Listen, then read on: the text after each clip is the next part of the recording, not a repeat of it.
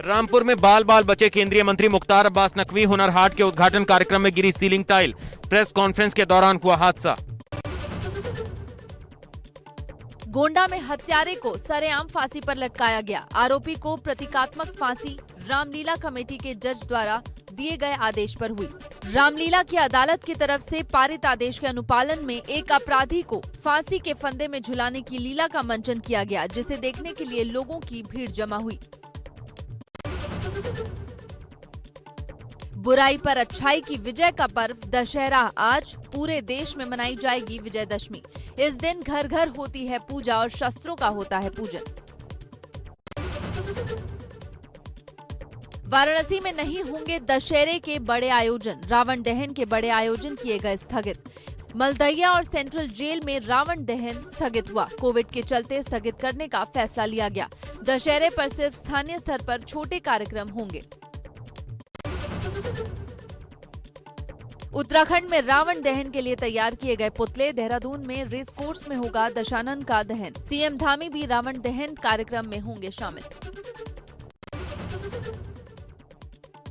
गोरखपुर के बांस गांव में दुर्गा मंदिर में चढ़ाई जाती रक्त की बलि। राजपूत के श्रीनेत वंश के नवजात से लेकर बुजुर्ग तक मां दुर्गा को अपने शरीर के रक्त बेल पत्र पर रखकर चढ़ाते हैं बलि। 300 साल से चली आ रही है परंपरा।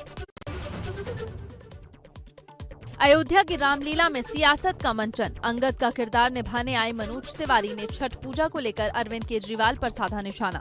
खुद को अंगद और अरविंद केजरीवाल को रावण की दी संज्ञा।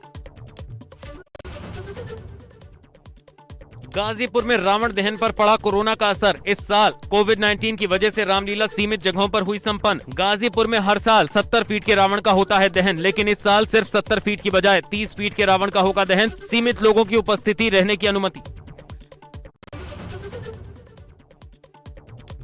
अमरोहा के थाना धनोरा में रहीम बना रहे रावण। 45 फीट का रावण जलाने की है तैयारी।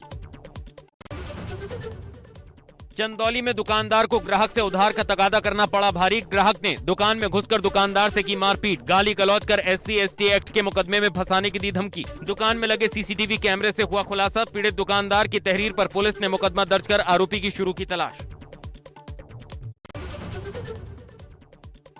मुजफ्फरनगर में थाना चरथावल क्षेत्र के गांव रोनी हजरीपुर में दो पक्षों में विवाद। कूड़ा उठाने को लेकर हुई कहासुनी। गाली गलौज के बाद हुई मारपीट। जमकर चले लाठी डंडे और धारदार हथियार। एक की मौत, आधा दर्जन लोग गंभीर रूप से घायल। सामुदायिक स्वास्थ्य केंद्र चरथावल में भर्ती। पीलीभीत में जमीन विवाद में दो पक्षों में चले लाठी डंडे। दोनों पक्षों के आधा दर्जन लोग गंभीर रूप से घायल। घायलों को पीटने के लिए CHC में भी पहुंच गए दबंग। CHC स्टाफ ने निकाला बाहर। घटना के घंटों बाद पहुंची पुलिस ने शुरू की जांच। बीजेपी नेता का रिश्तेदार है आरोपी। जबरन खेत कब्जा करने का मामला। थाना बीसलपुर कोतवाली क्षेत्र के गंगानगर की घटना।